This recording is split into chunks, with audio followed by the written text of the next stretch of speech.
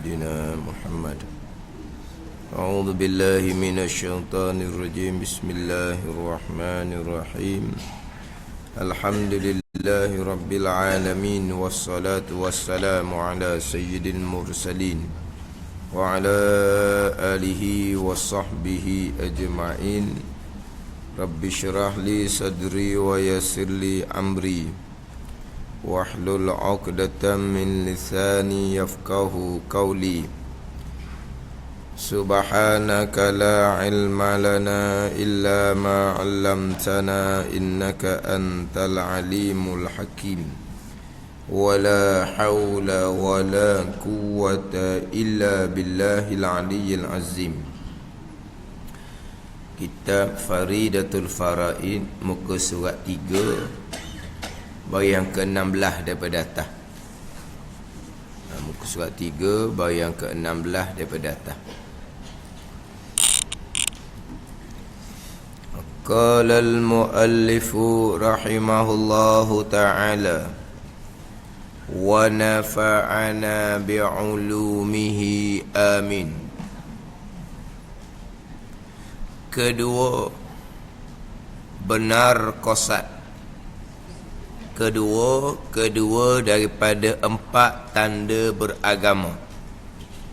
Benar qasad, iaitu benar qasad menunaikan ibadah dengan ikhlas.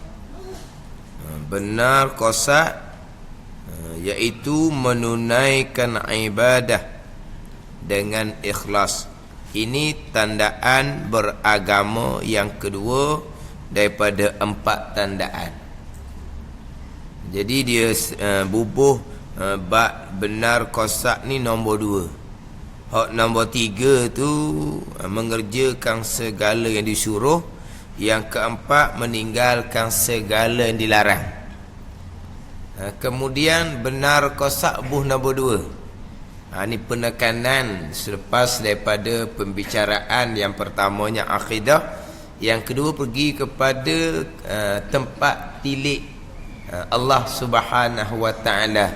Sama ada kita pegangan yang sebenar, kemudian apa-apa perkara ketaatan yang dilakukan benar ataupun tidak qasad.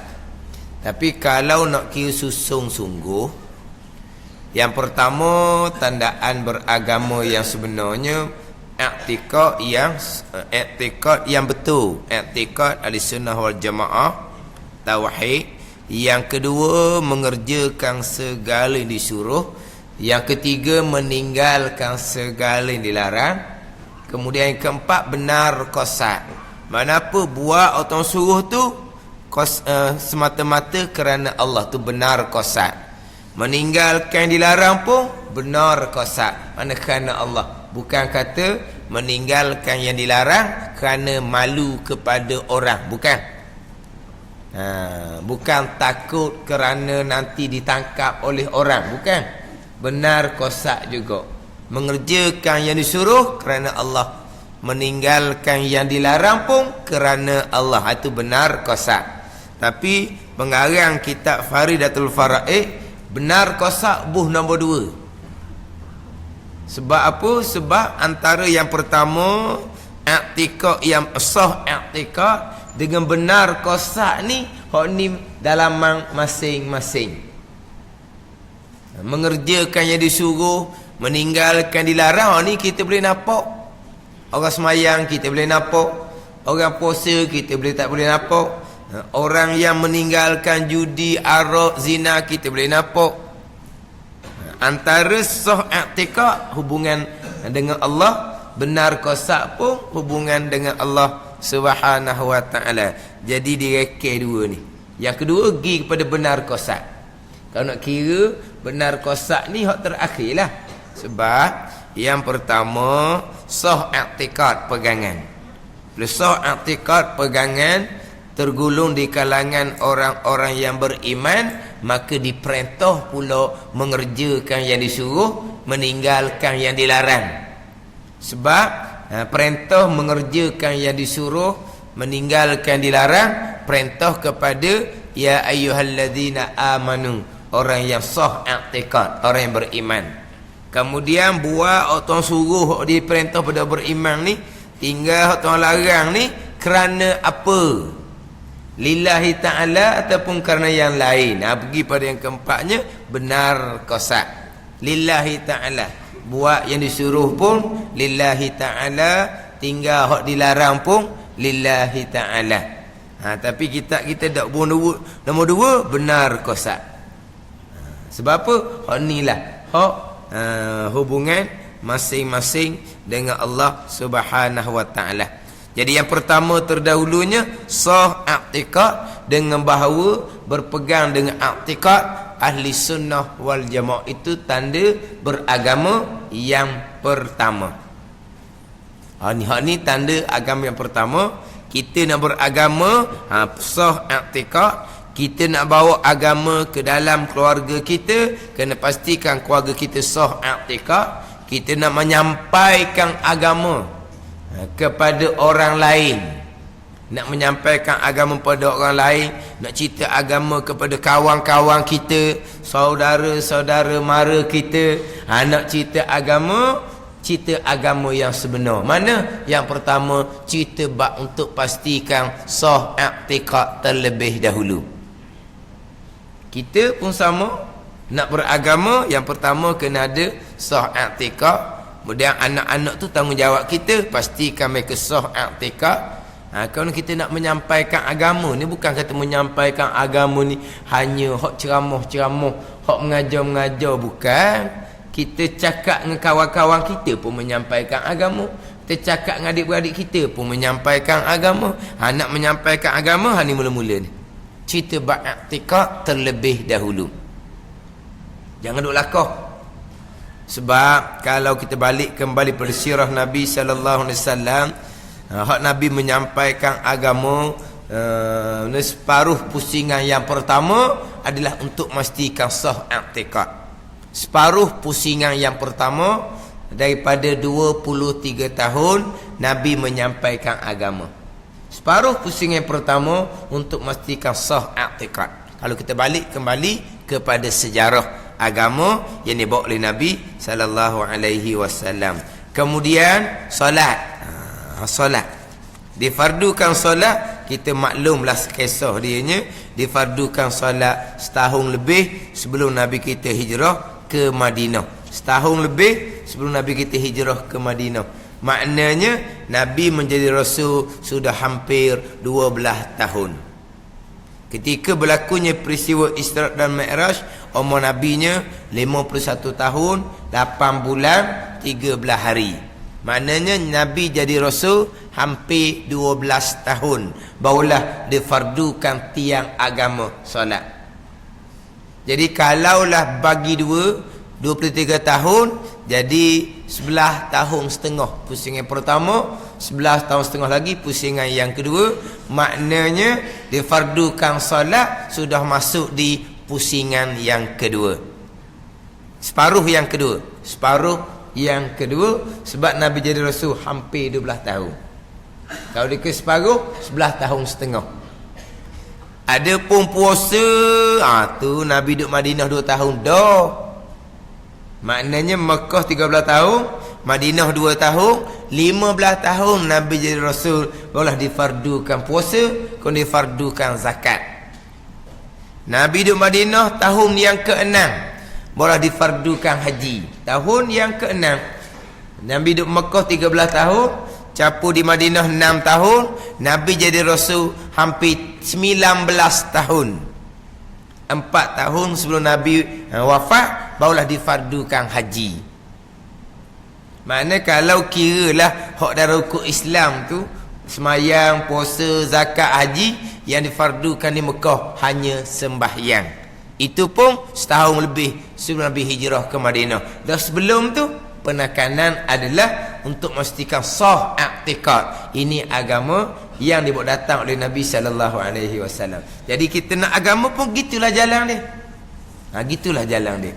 Yang pertama, pastikan sah i'tiqad terlebih dahulu. Ini comelnya aturan kitab Faridatul Faraid. Ini keistimewaan kitab Faridatul Faraid. Hak yang pertamanya untuk pastikan sah i'tikad terlebih dahulu. Yang saya sebut minggu lepasnya, kita nak belajar agama, penekanan yang pertamanya untuk memastikan sah i'tikad.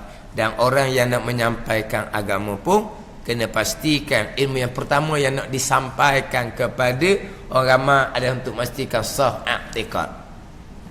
Sebab orang yang mengajar agama pastilah mari macam kita orang hok belajar juga, mari daripada tak tahu apa-apa kemudian belajar, pastilah dia belajar ilmu yang pertama untuk sah i'tikad.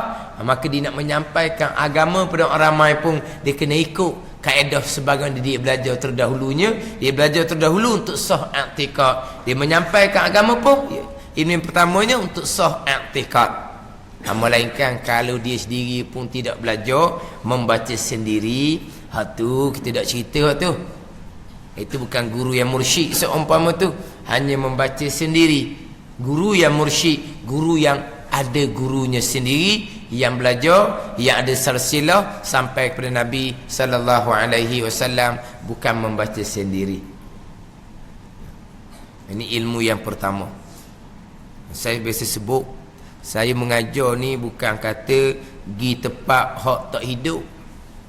Saya gi tempat hak hidup lama dah. Gi tempat hak meriah lama dah. Gi tempat kuliah agama tu penuh lama dah. Bukan gi tempat hak tak hidup kemudian gi hidupkan tempat, tidak. Kebanyakan tempat saya perginya memang tempat hak memang hidup semua dah, meriah semua dah. Tapi saya pergi ke mana-mana tempat pun memang saya akan tekan ilmu pertama, ilmu i'tikad, ilmu tauhid. Kadang-kadang sayanglah tempat meriah kadang-kadang bukanlah baru-baru, 10 tahun, belah tahun bila cerita bab pegangan tak ada lagi tempat kita. Begitulah, beginilah. Allah kata dah menyampaikan agama duduk meriah. Kalau tengok dalam iklan macam-macam iklan, tak padang dengan ustaz tempatan, ustaz import dah panggil tak? Import. Ustaz hak import nama dia luar, belanjanya besar, meriah, orang pun ramai. Bila pergi ceramah bab i'tikad, tak ada lagi kita. Takutnya rusing tempat kita ni macam mana ni. Tu tak tahulah, wallahu alam lah. Tapi memang saya gimana pun saya akan tekan hak i'tikad terlebih dahulu. Lepas tu saya pilih kitab. Kalau pekoh pun saya akan pilih kitab pekoh ada tauhid di hadapan. Kalau macam pekoh di surah kita ni, pekoh Munyatul Musalli, tak ada tauhid di hadapan, kita ada Faridatul Faraid dah. Tak ada masalah ambil Munyatul Musalli pun. Lepas tu nak pilih kitab pekoh, tengok depan dia tak tauhid. Bisyahul Afrah depan dia tauhid, Hidayatul Sibyan depan dia tauhid, Matla'il Badrin 4 rombong pekoh dengan ibadah, muamalah, munakahat, janayah. Panjang mana cerita bab tauhid di hadapan, dekat-dekat sampai ke 20 muka surat. Matla'il Badrin. Kitab Sulam Mubtadi, karangan Syarif Al-Fatani juga. Tuan kitab Munyatul Musalli. 4 rombong juga pekoh, 4 bahagian pekoh. Kalau macam Wisyahul Afrah, bab solat je. Kalau macam Hidayatul Sibyan, solat, puasa, zakat, haji, bab ibadat je. Tapi Matla'in dengan Sulam, dia ada ibadah, muamalah, munakat, janat. Tapi Sulam Mubtadi pun dimulakan dengan tauhid di hadapan. Saya cari kitab gitu, tekan tauhid dulu. Satu tempat tu tempat lama dah lah, baca kitab Wisyahul Afrah, depan tu tekan bab tauhid lah. Kemudian masuk bab pekoh, lama dah masuk bab pekoh ni. 2-3 tahun dah masuk bab pekoh. Dalam kitab Wisyahul Afrah, tauhid je pendek je tauhid dia. Jadi masuk pekoh tu lama dah. Kalau sebut nama, ustaz tauhid tu, yang ibu nama ustaz tauhid macam lagi. Padahal masuk dia kitab Wisyahul Afrah tauhid sikit je, depan selah je, 2 muka surat je. Lepas tu dia masuk bab zajri tarikis solat, menakuti orang yang tidak solat, orang yang meninggalkan solat. Macam mana kedudukan orang yang meninggalkan solat ni? Beratnya dosa orang meninggalkan solat. Tu banyak muka surat tu. 4, 5, 6 muka surat tu panjang cerita bab orang yang meninggalkan solat. Lepas tu masuk bab taharah, apa yang masuk bab fiqh. Bertahun dah masuk bab fiqh. Dibubuh nama ustaz tauhid lagi. Kemudian tempat saya baca tu, oh bukan tempat kecil-kecil tempat lah. Dan tauhidnya di mana?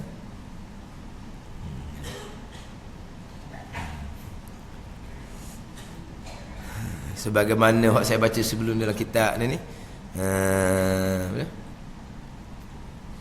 Lupa nama kitab. Karangan almarhum Syekh Qadi untuk diskam tu. Ni kita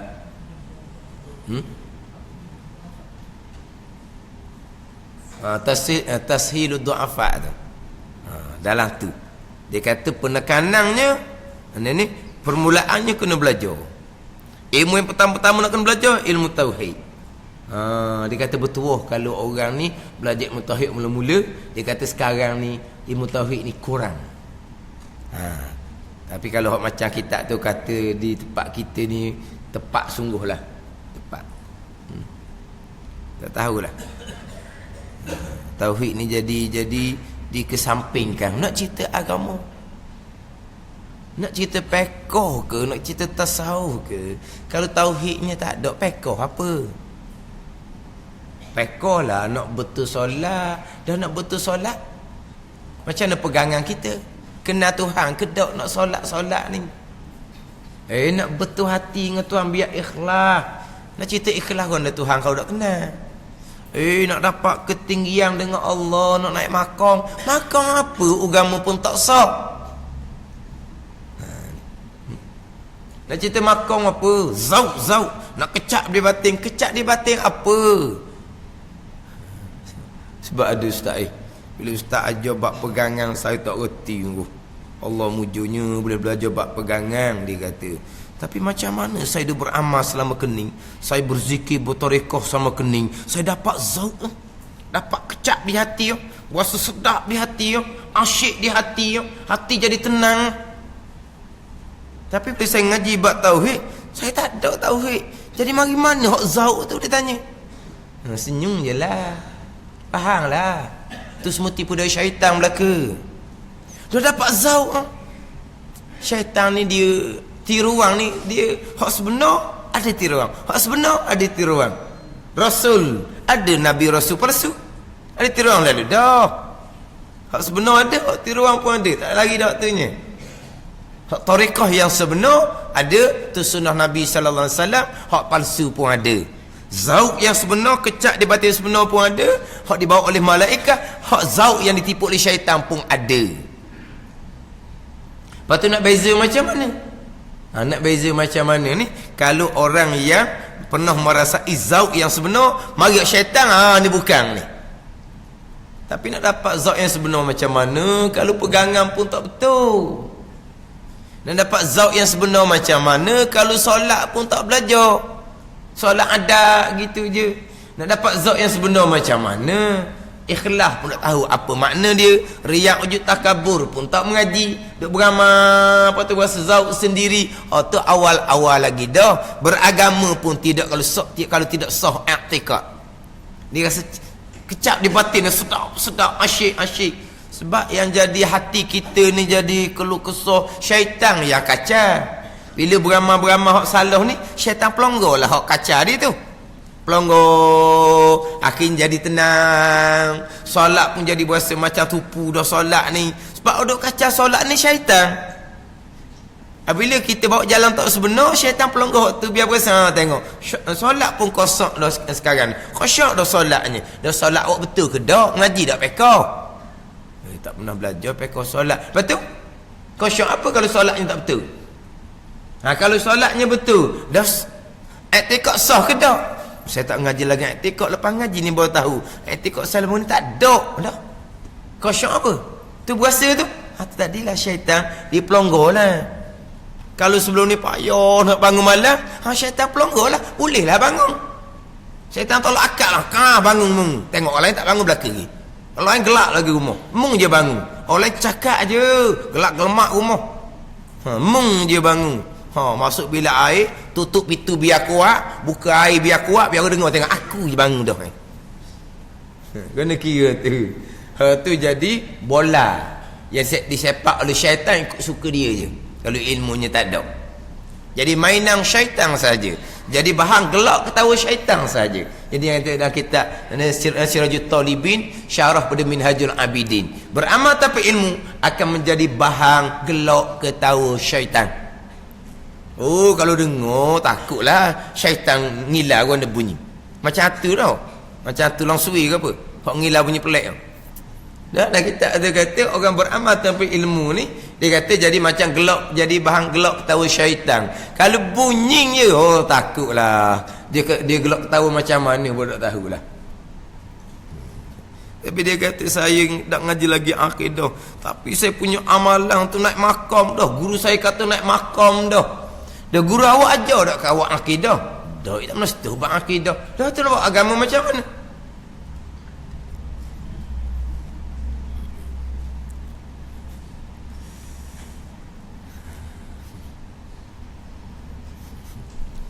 Ni bab akidah bahaya. Sekali dengar, oh bahaya. Bab i'tikad ni kalau kata tak sah kafir, kekal neraka, tak bahaya apanya. Ingat ke hak tak sah kafir nu, hak sembah tok pekong tu kafir terang-terang. Hak sembah tok pekong tu, semua berhala tu kafir terang-terang.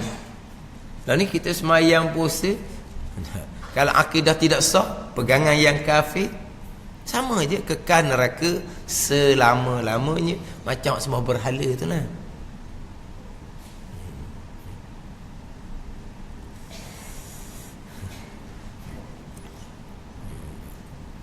Terkadang bila tazkirah cerita bab pegangan, saya biasa tekan bab qada dan qadar, cerita bab ketentuan Tuhan.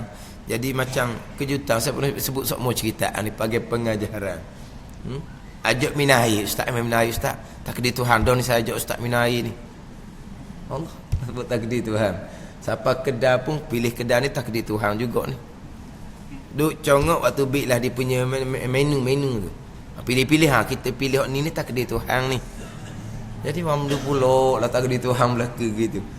Bercakap kemudian ustaz, tempat kita tak pernah ngajar bab qada qadar ni. Caranya sebut bilang gitu je, bilang tu umur 67 tahun kata. Memanglah bilang rukun iman yang kenal semua orang sebut belaka. Rukun iman kenal semua sebut. Tak ada orang rukun iman 5. Ada orang ngaji rukun iman 5? Tak ada, 6 belaka. Yang ke-6 tu memang sebut saja jadi macam budak umur 67 tahun. Dia umur 67 tahun tu kan sekolah pasti tu kan dia ajar dah rukun iman 5 tahun, dia ajar dah rukun iman.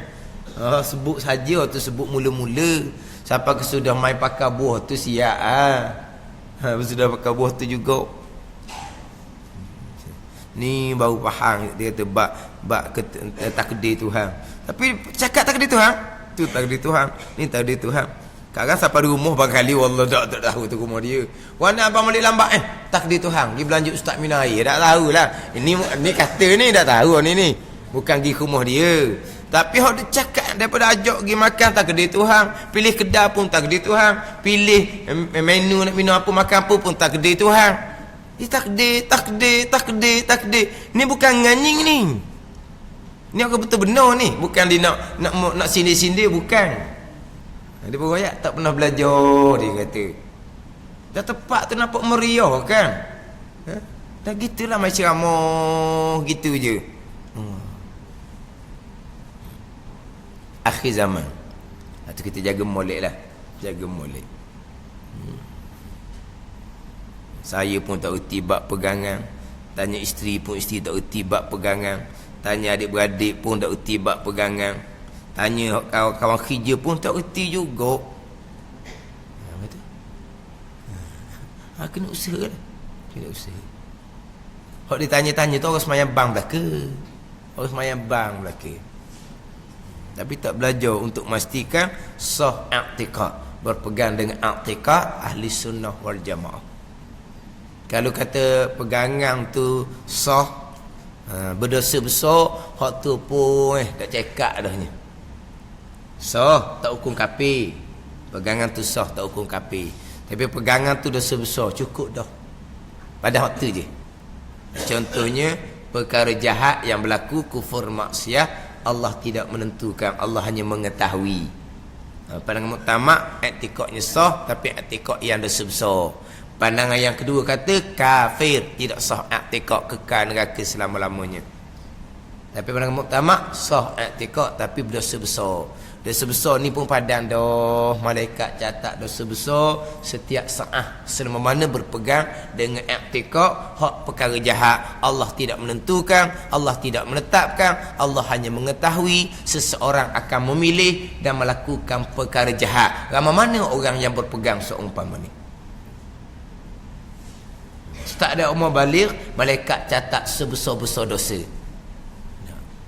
Pegangan hak sah tapi berdosa besar, lebih besar dia dosa tinggal solat lagi. Tak ada dah dosa besar meninggalkan solat, besar lagi dosa besar bab akidah. Kalau hak akidah tidak sah kafir tu kekal neraka, tak kira tu. Lebih besar daripada dosa besar berjudi, berzina, minarok lagi. Dalam keadaan malaikat catat sebesar-besar dosa, kita pun solat fardu, kita pun puasa fardu, kita pun menunaikan haji fardu, kesemuanya tidak ada pahala. Halo. Tapi solat tu sah lah, puasa sah, haji sah, sebab i'tikadnya sah. Sebab i'tikadnya sah. Tapi i'tikad tu dosa besar. I'tikad sah, solat sah, puasa sah, haji sah. Sebab syarat sah ibadat solat puasa haji ni Islam Islam bil fi'li, dia panggil kita Islam yang sebenar-benar, Islam yang beriman, Islam yang sah i'tikad. Tapi kalau i'tikad sah tapi i'tikad tu dosa besar, walaupun solat sah tak kena qada balik kemudian, puasa haji sah tapi pahalanya tidak ada. Amal sunat macam mana? Tak sudut tanyalah amal sunat. Kalau amal wajib pun tak ada pahala, amal sunat dia berzikir ni naik makam. Tu kata tipu oleh syaitan. Pahala tak ada, naik makam macam mana? Bukan pahala tak ada. Setiap saat malaikat catat sebesar-besar dosa.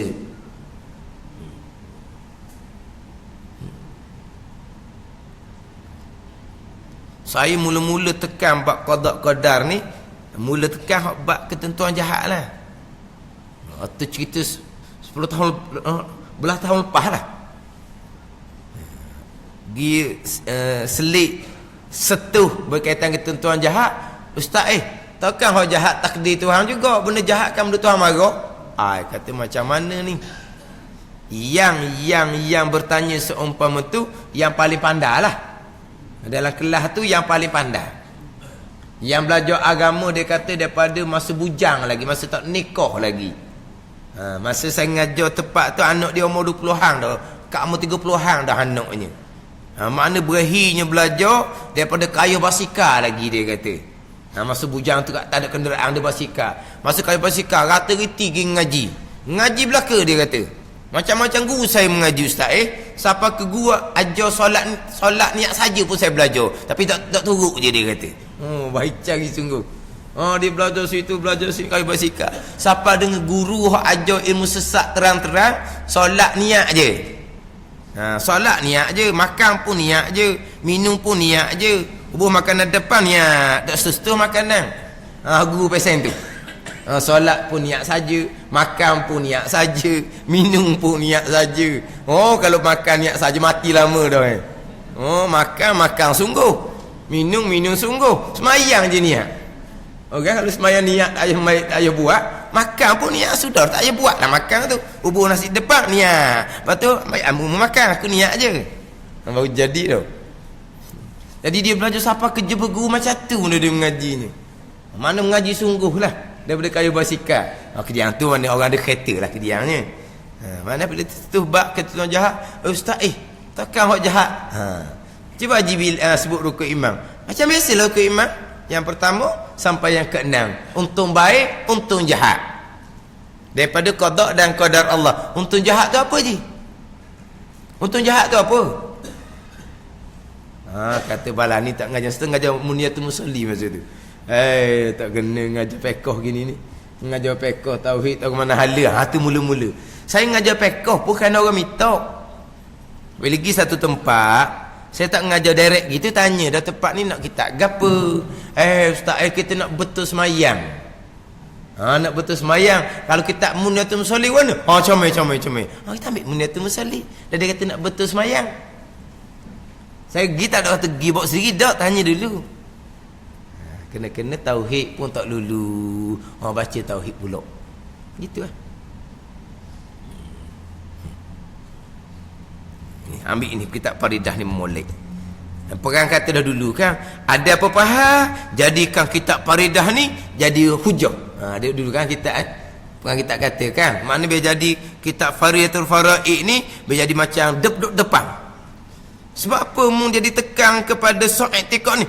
Ni kitab Faridatul Faraid. Tu perang suat gitu. Jadikan kitab Faridatul Faraid ni sebagai ni apa panggil apa? Sebagai tempat pedoman besar kita ni. Macam mana? Ini agama yang dibawa oleh Nabi sallallahu alaihi wasallam. Yang pertama untuk memastikan sah i'tikad. Tadilah separuh pusingan pertamanya penekanan untuk memastikan beriman dengan perkara yang gaib. Lepas tu kita baca dalam surah Al-Baqarah, awal surah Al-Baqarah tu kan, allazina yu'minuna bil ghaibi wa yuqimuna shalah. Paulah wa yuqimuna shalah. Allazina yu'minuna bil ghaibi, mereka yang beriman dengan perkara yang gaib. Qada dan qadar ni perkara gaib lah di antaranya. Lepas tu wa yuqimuna shalah, dan mereka yang mendirikan solat, bukan mereka yang solat, mereka yang mendirikan solat dengan menyempurnakan syarat rukun zahir dan batin. Itu orang yang mendirikan solat. Tapi dimulakan dengan allazina yu'minuna bil ghaibi. Itu agama yang datang oleh Nabi sallallahu alaihi wasallam. Kalau pergi direct kepada fiqh, tinggal bab pegangan, direct pada tasawuf, tinggal persoalan pegangan, itu perjalanan agama yang bid'ah yang dalalah, yang sesat. Nak cakap bab bid'ah ni, bid'ah penyampaian agama. Pergi kepada bab fiqh solat, pergi pada bab nak menyucikan hati daripada sifat-sifat mazmumah, tapi ilmu agama yang pertama yang Nabi bawa untuk sah i'tikad kita tinggal. Itu panggil bid'ah. Bid'ah ni panggil reka-reka, ada-adakan perkara agama yang tidak dibawa oleh Nabi sallallahu alaihi wasallam. Perkara agama Nabi bawanya i'tikad dulu. Tu agama Nabi bawa. Kita dak i'tikad dak cara nak susah solat je dulu. Nabi buat gitu ke dak? Dak. Dah buat gitu orang apa? Reka-reka. Dia panggil bid'ah. Bid'ah apa ni? Bid'ah yang dalalah. Cara ni. Tu pada masa agama dibawa datang di sedikit demi sedikit. Adapun kita sekarang terima agama yang lengkap, melengkapi Islam, iman dan ihsan. Mana kita sekarang ni, saat sekarang bukan kata kena ngaji i'tikad saja.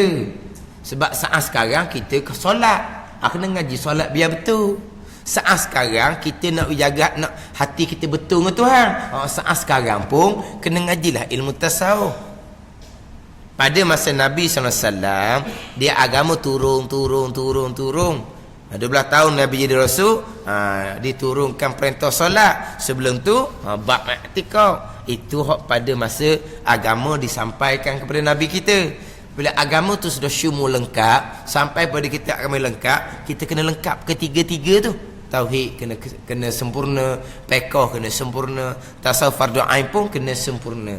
Jadi ketiga-tiga tu kita kena belajar serentak. Cuma dari segi susunan dia, penekanan pertama penekanan akidah. Itulah. Jangan pula saya nak ajar akidah je, lepas tu fiqh tak mau belajar, tambah. Tak boleh, sebab kita belajar akidah sekarang fardu ain. Kita belajar fiqh solat sekarang ni fardu ain. Kita belajar nak jadi hati kita ikhlas betul dengan Tuhan pun fardu ain sekarang. Bukan kata fardu ain belajar fiqh bila? Selepas sah i'tikad, lepas komplit sempurna i'tikad, barulah belajar bab fiqh solat fardu ain.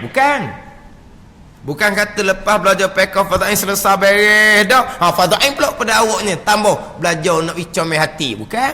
Saat sekarang ni ilmu i'tikad pun fardu ain, ilmu fiqh solat pun fardu ain, ilmu untuk betul hati pun fardu ain saat sekarang. Sebab kita sekarang ni mukallaf.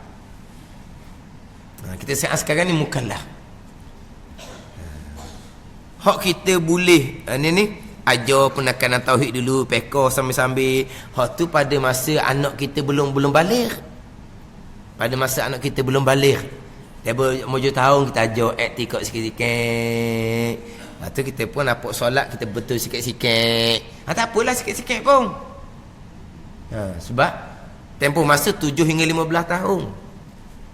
7 hingga 15 tahun nak ajar ilmu agama ni. Ketika anak kita suci bersih. Ni dia kita maklumlah. Tempoh masa tu tempoh masa suci bersih ni kadang-kadang tempoh masa keemasan tu jadi dihampakan begitu sahaja. Tidak ditanam dengan ilmu akidah, ilmu fiqh solat atau fardu ain, ilmu tasawuf baki hati atau fardu ain. Di saat anak kita suci tu kita tak tanamkan ilmu agama Allah yang suci ni dalam tempoh keemasan. Dalam tempoh keemasan. Sebab apa? Al ilmu nur wa nurullahi la yuhda li asi. Kata Imam Syafi'i rahimahullah. Ilmu ni cahaya. Cahaya tidak akan dikurniakan kepada orang yang derhaka. Jadi sekarang ni anak kita belum balik, tak ada lagi asinya. Dia tak derhaka pun lagi. Jadi ilmu yang umpama nur ni kita pergi masukkan ke dalam budak yang suci pada masa keemasan. Sebab tu kalau ajar ilmu agama pada masa tu kan naksi fil hajar, macam ukir atas batu. Kalau dia balik kemudian dia hanyung cara dia, dia dewasa, dia hanyung cara dia, dia tak duli dah kepada ajaran hak cukup fardu ain ni. Apabila dia insah kemudian, walaupun nampak belumuk dah, tak nampak dah ukiran di batu tu, gosok sikit, spray air sikit, nampak balik ukiran tu. Itu pentingnya masa keemasan.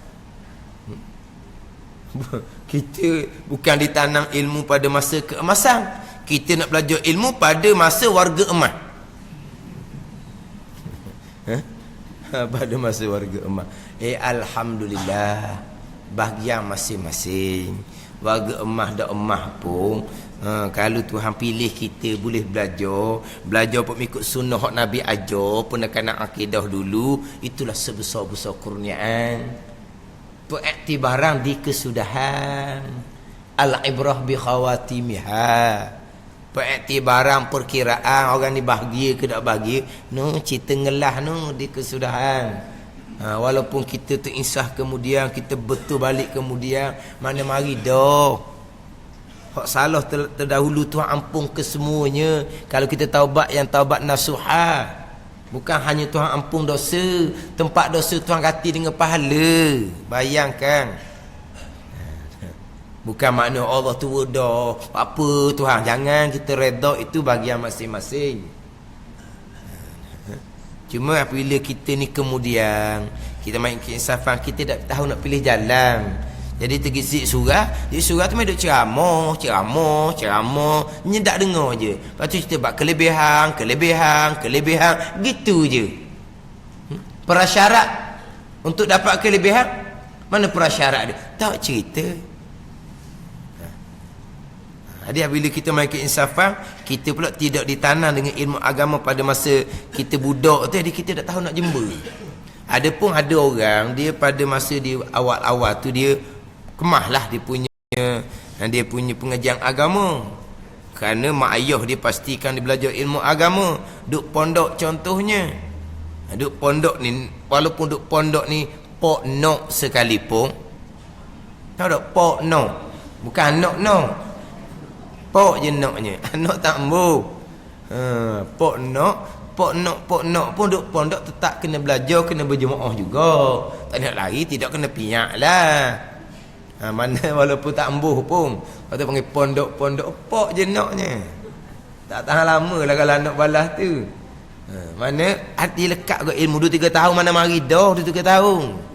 Tapi bila dia dewasa tu, jadi dia hidup cara dia hanyung, cara dia solat pun tak lekat, solat pun mayang retek. Tapi bila mai ke insafan kemudian dia tahu pilih jalan kembali. Sebab dia sudah dapat ilmu agama secukupnya sebelum dia balik. Mana mak ayah kata pondok pak ngaji agama tu macam mak ayah jodoh lah tu. Mana pilih dia kembali dia mai ke insafan, dia tahu jalan mana dia nak kembali. Dia pergi pada bab pegangan, nak pergi comel solat, jumpa ustaz nak suruh dengar Fatihah tahiyat dia. Ni lah. Ini pengajaran. Kemudian adik-beradik yang sama yang memang tak tahu pondok lah. Ada hatta hok mula-mula pergi pondok tak jadi. Hok abang mula tu tak jadi, hok adik tak tahu dah lah. Sekolah dunia lah. Tak ada belajar agama langsung lah kalau dunia. Macam sekolah dulu kan, sekolah putih apa semua kan, ana ada belajar ilmu agama tak langsung Mana kehidupan pasal tu juga solat pun tidak apa dak. Bila mari ke insafan, dia gomo ke apa? Gomo nak berzikir. Bukan kata mari ke insafan nak belajar bab pegangan, dia tak tahu pun pegangan ni ada ke tak ada. Nak belajar bab betul solat, dia tak tahu pun solat ni ada syarat ada rukun, dia ingat boleh buat pasang sendiri dia ingat. Beza. Hak ni walaupun dia tu hanyut tapi dapat pendidikan agama yang sebenar, bila balik pada agama dia kembali pada hak asal. Hak ni ilmu agamanya tak ada, hanyut dalam keadaan jahil ilmu agama, mai ke insafan dia pergi jember nak cari hak zikir, nak bertarekah, belajar tauhid tidak, belajar betul sembahyang tidak, belajar betul Fatihah tahiyatnya tidak. Yang tu lain tu. Jadi kalaulah kita walaupun lewat pun, kalau terbuka Tuhan susung pengajian agama kita ikut macam faridatul faraid. Yang pertama tu pastikan sah i'tiqad. Itu yang pertama. Barulah yang keduanya benar qasad. Nak cerita hati tu biar betul dengan Tuhan. Benar qasad ke mana apa? Iaitu menunaikan ibadah dengan ikhlas. Menunaikan ibadah dengan ikhlas. Nak panggil ibadah ni, amal-amal ibadah. Nak panggil ibadah ni, ibadah yang didahulukan dengan ilmu. Kau panggil ibadah. Menunaikan ibadah yang ada ilmu ni, ikhlas ke dak? Tengok hati ikhlas ke dak? Ibadah dah. Mana pun ni, dengan ilmu dah buatnya. Sah dah ibadat tu. Betul dah ibadat solat contohnya, ngaji Quran contohnya. Ngaji Quran dengan ilmu dah, baru panggil ngaji Quran. Ikhlas ke dak? Ikhlas, benar qasad. Bagi pada ikhlas. Sebab apa nak panggil amal ibadah kena ada ilmu. Nabi bersabda, al ilmu imamul amali wal amalu tabi'uh. Bermula ilmu pendahuluan kepada amalan, wal amalu tabi'uh. Amal ibadah ialah mengikut ilmu. Wal amalu mubtada' kalau ngaji ilmu nahwu. Tabi'uh khabar. Mubtada' khabar ni benda tula, benda yang sama. Mubtada' khabar benda yang sama. Sebagai contoh, saya misal mudah semuanya. Ni bisa ke apa? Biasa.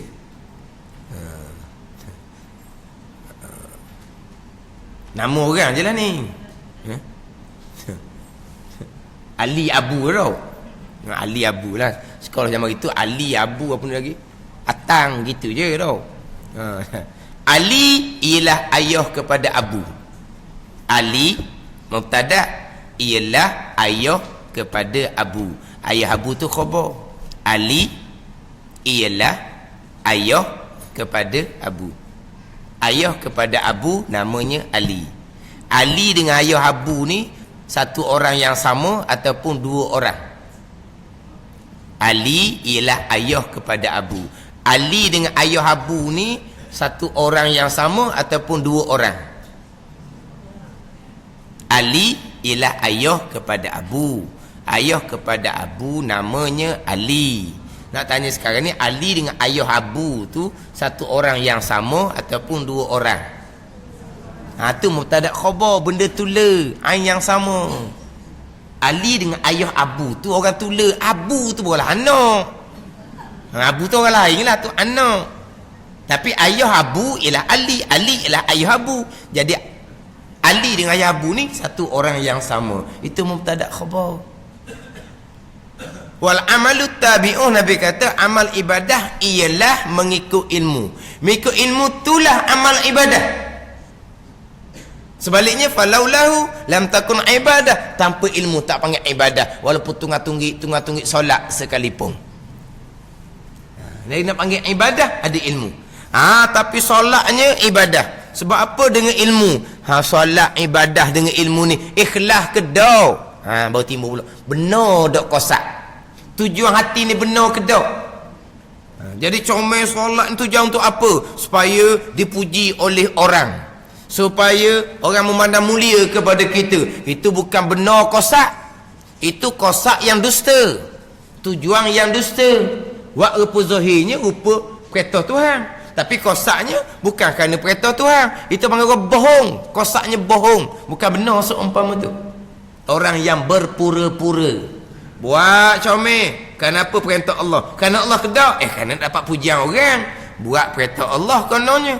Nak dapat pujian orang. Bukan kerana Allah. Atau panggil apa? Kosak yang bohong. Bukan kosak yang sebenar. Jadi solat comel biarlah benar kosak kerana Allah, ikhlas. Ini baru dipanggil orang yang beragama. Ini tandaan yang kedua. Tapi nak kena ngaji molek lah untuk memastikan kita ni menunaikan ibadah, mengerjakan ibadah ilmu. Tapi dengan ikhlas. Nak ikhlas pun kena kenal juga ikhlasnya apa. Lawan ikhlas riak. Riaknya apa? Tu fardhu ain belaka tu. Fardhu ain belaka saat sekarang ni. Tauhid pun fardhu ain, fiqh pun fardhu ain, tasawuf pun fardhu ain. Sebab itulah kita ke kampung ni ngaji waktu dah lah. Saya pernah cakap, orang kata ustaz saya pernah kata dah macam mana mula-mula hidup pondok. Ustaz banyak kerja. Cutilah sebulan. Ambil cuti tanpa gaji sebulan. Hidup pondok. Tapi dah nak buat benda gitu. Tak apalah tu pun ngaji kok kapung. Tapi kena pilih molek. Jangan buat jember. Cari saya kelah. Ikut kehendak nafsu kita jangan. Tak belajar ditipu oleh syaitan. Tengah-tengah belajar pun ditipu oleh syaitan. Belajar pandai dah masa beramal pun ditipu oleh syaitan. Kalau tak jaga molek tanpa perlindungan daripada Allah Subhanahu wa taala, tak belajar makan dia dah. Hak tengah-tengah belajar ni pok rasa belajar fardhu ain, dia belajar fardhu kifayah. So belajar fardhu ain 3-3, dia ambil 1 daripada 3, 2 daripada 3, kena tipu belaka tu. Hak perintahnya ya ayyuhallazina amanu dukhulu fis-silmi kaffah. Hak tu perintah kitanya, wahai orang-orang beriman, masuklah kamu pada agama secara keseluruhan. Bab pegangan kena kemah, bab fiqh zahir kena kemah, bab tasawuf hati pun kena kemah. Itu barulah masuk agama secara keseluruhan. Sebaliknya, wala tattabi'u khutuwati syaitan. Jangan kamu ikut jejak langkah syaitan. Mana jejak langkah syaitan? Ayat tak sebut. Ayat cuma perintah kamu masuk agama secara keseluruhan. Jangan kamu ikut jejak langkah syaitan. Mana jejak langkah syaitan? Mana jejak langkah syaitan? Ayat cuma perintah masuk agama secara keseluruhan. Hak jalan langkah syaitannya mana? Tak ikut perintah ni. Kenapa? Tak masuk agama secara keseluruhan. Walaupun ambil sebahagian sekalipun, tidak secara keseluruhan. Panggil apa? Jejak langkah syaitan lagi. Tauhid kemah, fiqh kemah, tapi sifat hati riya, ujub, takabur, jejak langkah syaitan. Tapi kalau fiqh kemah, tasawuf kemah, tauhid tak ada, tu tak ada apalah tunya. Jadi 3-3 tu. Mana kita ngaji kat kapun biar tupu sungguh 3-3 tu. Lepas kita selesai beres fardhu ain, legalah kitanya. Kita bolehlah nak pilih mana-mana kita suka pun. Boleh ikutlah kemahuan kita. Tapi kalau duduk pondok tu lain, duduk pondok tapi duduk pondok pun tu cerita tak boleh gigi tu. Duduk pondok pergi ngaji sejik surah tu dia ngajar tinggi-tinggi. Kita nak duduk sebulan je, kena cari satu ustaz yang ada masa lapang, kita mitok dengan dia, mitok ngawak saya untuk saya seorang tu untuk sebulan ni. Kalau kita pergi tupang ngaji tu guru, kita besar-besar dia ngajar tu patut kifayah. Kita duduk pondok straight dah apa, kita duduk pondok sebulan je. Tu nak cari ustaz suku hak ada masa lapang, kita minta suruh dia ngajar biasa pegang yang saya je. Biar semayang saya ni betul. rukun qauli pun betul, betul Fatihah, betul tahiyat, rukun fi'li pun betul. Biar tu. Lepas tu nak ngaji bab sifat hati ni pula. Kalau kira ngaji gitu tak ada lepas bulan beres je pada sikit je. Bukannya banyak. Tapi kalau kita duduk kapung, kita kena ikut keperluan kita lah. Jangan ikut kemahuan. Tak ada. Kita kena ikut keperluan kita nak cukup ketiga-tiga fardu ain. Kemahuan kitanya, kita boleh pekoh, tu kemahuan nafsu kita. Tapi kalau kita ni masanya banyak baca duk pondok, tak apalah ikut kemahuan pun, sebab mewah dengan majlis ilmu. Tapi kalau duduk kapur, majlis ilmu ni terhak, kena ikut keperluan, jangan ikut kemahuan. Faham? Ni saya dak berahi tauhid, tasawuf saya dak berahi, saya berahi pekoh, tu kemahuan nafsu. Keperluan kita tauhid kena ada, tasawuf kena ada, tu keperluan. Masa kita terhak, macam umpama kita kata belanja lah. Kalau kita ni harta banyak, kita boleh beli macam-macam kemahuan kita. Tapi kalau duit kita terhak, duit kita cukup-cukup je, beli keperluan sudah lah. Kemahuan tu tengok saja sudah lah. Pusing tengok, tengoklah comel-comel dah cermin tu. Memang no jelas tu je. Tengok kasut pun no, tengok beg tangan pun no. Hak kemahuan tu. Lepas tu cari hak tepi-tepi tu sudahlah, hak padang-padang nak berduit je dalam beg tangan tu. Kemahuannya macam-macam. Lalu duit kita kalau dah cukup je, kita dahulukan keperluan. Kalau kita ikut kemahuan kita juga, duit belanja tak cukup, keperluan kita akan tak cukup lah. Keluarga kita akan jadi huru-hara. Sebab apa? Pak sekali boleh gaji dengan kasut, dengan seluar. Jangoknya. Balik rumah sikit duit. Lepas tu nak belanja sebulan, kekoh kasut, kekoh seluar ayah. Dah. Dia ikut kemahuan dia. Kalau gaji besar, tak apalah. Keperluan cukup. Ni kemahuan kita nak beli comel-comel. Sama juga kita dengan belajar. Kalau kita duduk pondok, masa dia banyak, mewah, belajar ilmu mewah, kita tak apalah belajar macam mana pun. Kalau kita duduk kapung ni masa kita terhad, dahulukan keperluan. Tu atas masing-masing. Ada orang tauhid okey dah, tasawuf kurang, tekan tasawuf. Pekoh solat ni nak kena ulang lagi, cari pekoh hak fardhu ain, hak solat tu. Tapi tauhid lah mula-mulanya. Tapi tauhid simple sahaja, bukannya banyak. Itu mengikut keperluan masing-masing lah. Nak pastikan ni biar kita masuk dalam 4 tandaan ni. Sah i'tiqad, benar qasad. Yang ketiga, mengerjakan sekali disuruh. Yang keempat, meninggalkan sekali larang. Itu semua ilmu belaka tu. Apa yang disuruh? Zahir dan batin. Apa yang dilarang? Zahir dan batin. Kena ada ilmu dulu. Boleh mengerjakan apa yang disuruh, meninggalkan apa yang dilarang. Jadi nak ada keempat-empat tandaan ni, dahulukan ilmu tauhid, ilmu fiqh dan juga ilmu tasawuf. Ketiga, menyempurnakan janji, iaitu mengerjakan segala yang disuruh. Wallahu a'lam.